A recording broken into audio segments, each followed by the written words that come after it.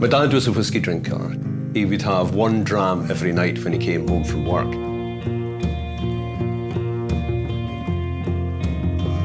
I got to a certain age, I suppose it must have been like 10 or 11, and I was allowed to add the water to his whiskey. And he was very particular about it. You know, the tap had to run for a certain amount of time. You had to judge exactly the coldness of the water.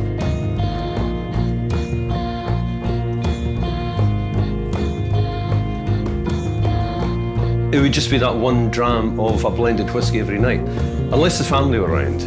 There'd be music, there'd be fiddles. Uncle Tom would have a fiddle out, my Aunt Jean would be at the piano, everybody would be singing songs, you'd be doing your party pieces. So I suppose even from an early age, I was aware of whiskey's ability to pull people together.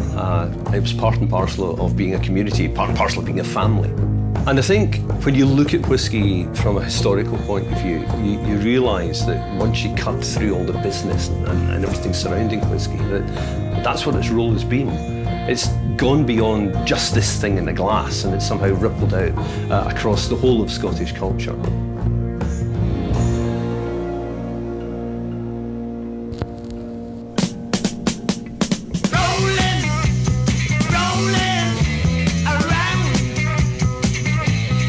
It's a drink that's made by farmers in history, right? It's not difficult to make whiskey. It's difficult to make good whiskey, but it's not difficult to make whiskey. You're not talking about a chateau in France surrounded by vineyards.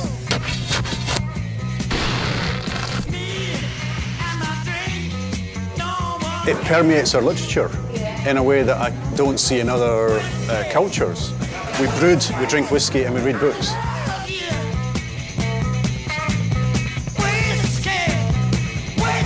Here are people who are living within a landscape, you know, and actually know every nuance. It filters through into the poetry and the song. The Celts saw life and everything around them. In relation to Scotland, if you look at it, you will see that it is like a large collection of islands jammed together.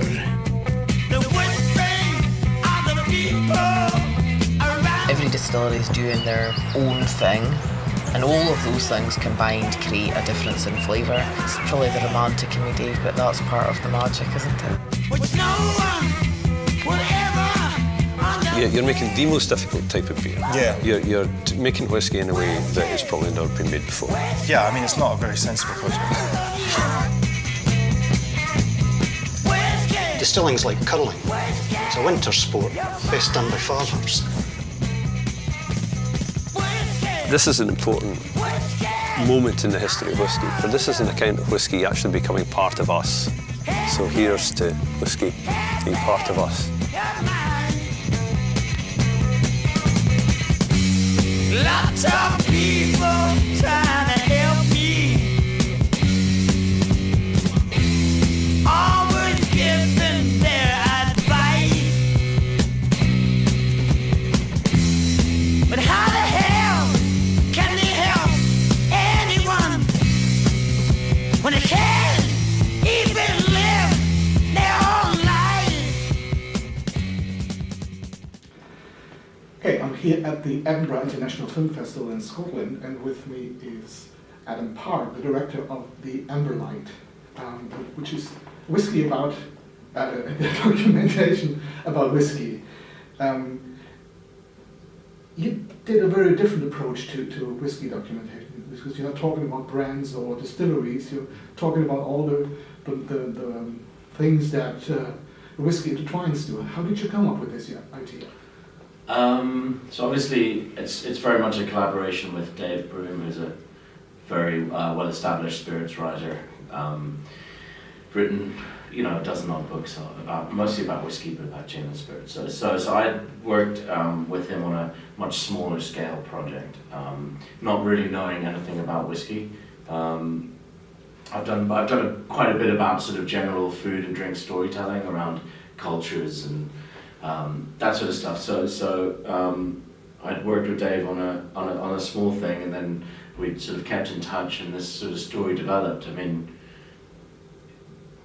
what we didn't want to do is make another whiskey film. And there's plenty of really good films about the process of making whiskey, and it's very interesting. They're very well made, but I think our interest was much more looking at it as from a cultural perspective. Why is it made here, and what influence has it had, for better or worse, on Scottish culture and music and literature, and what does it tell us about Scotland, Scottish culture as a whole, and Scottish people. Yeah. And all the protagonists you have had in your film, how easy was it to get them on board?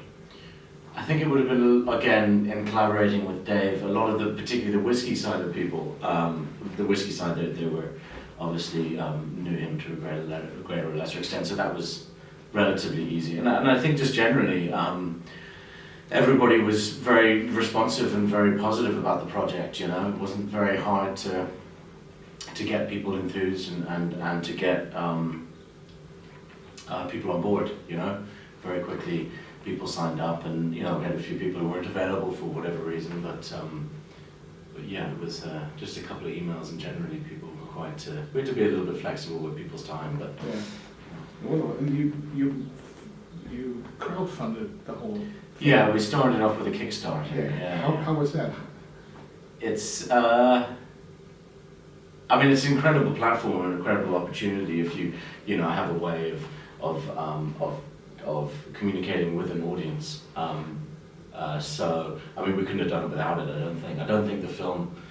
It would have been a lot more difficult without Kickstarter, because it was a very focused kind of channel to get the film off the ground. But that's not to say it's not a lot of work.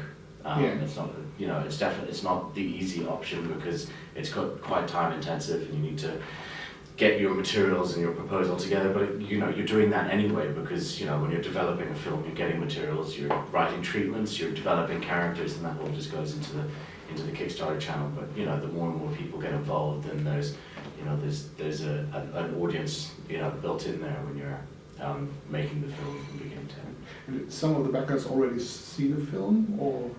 Some have seen the film, yeah. And what was the feedback? I think generally it's been quite positive. I think generally it's quite positive. I haven't received a comprehensive demolition of my film yet, which I presume I'll get at some point. So you would use crowdfunding again if you have to? I would certainly use it again if I have to. Yeah, definitely. Yeah. Do you remember the first contact you had with whiskey? With whiskey? Yeah. Yeah, I always remember my grandfather having it after dinner, and my grandmother forcing him to dilute it down and adding some ice. And he always had. Well, I'm Irish, not Scottish, so there was always bottles of Jameson around. But again, my interest was much more whiskey as an opportunity to investigate, its relevance to a culture and a people. You did that very well. Thank you. Really enjoyed the film. Oh, good. Oh, you see it. Excellent. It wasn't what I was expecting, but in a good way. So, yeah, hopefully, I was hoping to surprise some people. So I really enjoyed it. So basically, there's not much to be found about you. Where did you grow up? Okay, I got quite a sort of unusual background. I grew up between South Africa and Ireland and London, and I've been in London basically since I was 21, so most of my life in London, yeah, but I have a sort of background in Ireland and South Africa, and I lived in Canada for a few years. And what's your connection to Scotland? My connection to Scotland?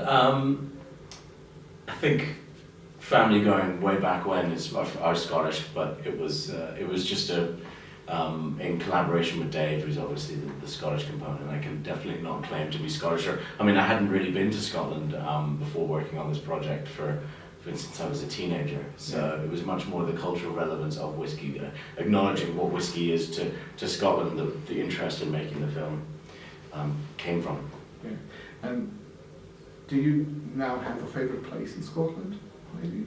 Do I have a favourite place in Scotland? I think Islay is a pretty incredible place. I think, even if you're not into, maybe, going around 3 distilleries in a day is not your idea of fun. Maybe it's your partner's idea of fun. There's a lot there to interest a lot of people. You know, it was the epicenter of this this kingdom. You know, and there's a lot of incredible history there and incredible Neolithic places of interest, and I think it's also incredible for bird watching, which is not something I know tremendously about, but I think it's a sort of mecca for bird watchers too. So, and it's this wonderful place. It's really, you know, on the edge of the world. You know. It is. I've been there last year. Oh, cool. Okay, so you know what I'm really talking enjoyed about. it. Yeah. Do you have a favourite whiskey?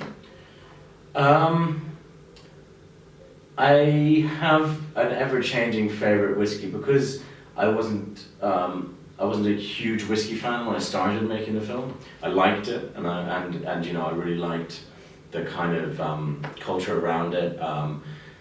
And you know, I'm a geek myself. I think filmmakers are geeks and can recognize this sort of geekery in other people, and it's quite, you know, obviously something I could relate to very much. But obviously, I've been drinking, tasting, and trying a lot more whiskey since I started making the film. So it's good. It's unusual, and I think we were going to discuss it more in the film, but just how palates develop and how tastes develop. So I remember having a friend's dad giving me a sort of little glass of Lafroig when I was 20 and not really having drunk much whiskey, and I was like, well, you know, what is that and why do people drink this? There is no pleasure in that whatsoever. And so now, in the last couple of years, I've been more into the kind of Speyside-y whiskies and a lot of the blends, the cool blends that certain companies are doing. But then I go back to a Talisker or an Ardbeg, and now I'm not actually, no, that's actually much more accessible for me. So I think my kind of tastes are developing a bit, but yeah, I don't have any sort of loyalty to a brand or anything. I suppose I will once. I think I've only probably tasted, how many distilleries are there? 130 odd, or 140? I would say I've probably tasted about 20, so I'm still on my journey. Oh, it sounds very familiar to me. Yeah, because I started with Speyside, kind of smooth malts, and now when I have an Isla whiskey, I just love it. Yeah. What was the biggest struggle you had to overcome in making the film? I think structurally, it's a challenging film, and you know, it is. There's a journey element to it. I don't think I can call it a road trip film, which is kind of what we were aiming to do, because you know, it starts off on this, you know, this very, you know, road trip films is a they're a well-trodden path. That's a terrible metaphor for, but you know, they are a they are a sort of common structural guide that films use. We got a bit lost in our way because we were trying to juggle the idea of trying to tell a story about something rather than purely telling the journey, you know, showing the journey of an individual, of a protagonist. So the challenge was just wrestling all these different elements that came in through the film into a cohesive thing. I think that's kind of fairly common challenge that films experience, you know, just kind of trying to, you know, make something fun and enjoyable while touching on all the things that you want to. You know, it's a sort of jigsaw puzzle kind of. That was obviously. I think that's not an uncommon. Must be not an uncommon experience that films have when they're in the editing process. But that was definitely the thing that caused the most amount of trial and error and, you know, brain time trying to figure out. Yeah. And the final film we now see here at the Edinburgh International Film Festival, is it exactly what you had in mind in the first place? Or did it change over the course of it? It didn't change a lot. I mean, the experiences, the conversations I've had with other filmmakers, the general kind of,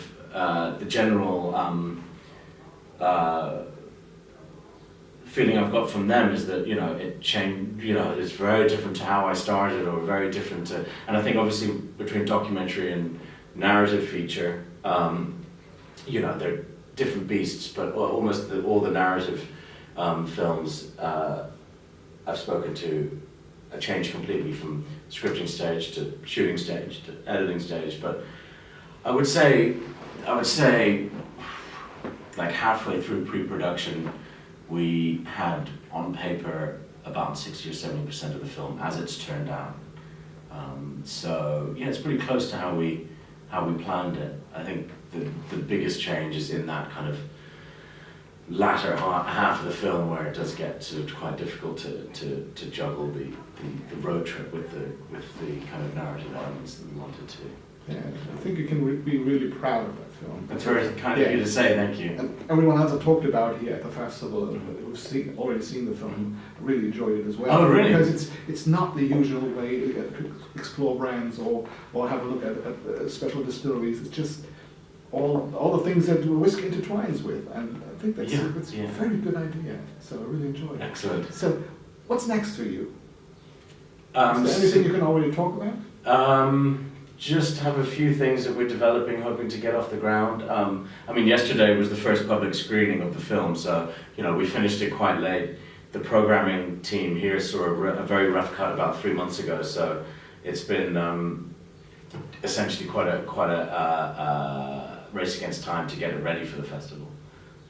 Enjoyed working with Dave very much, and we're sort of, that relationship is something that could definitely go on to another project, but also just see where the interest lies in other people.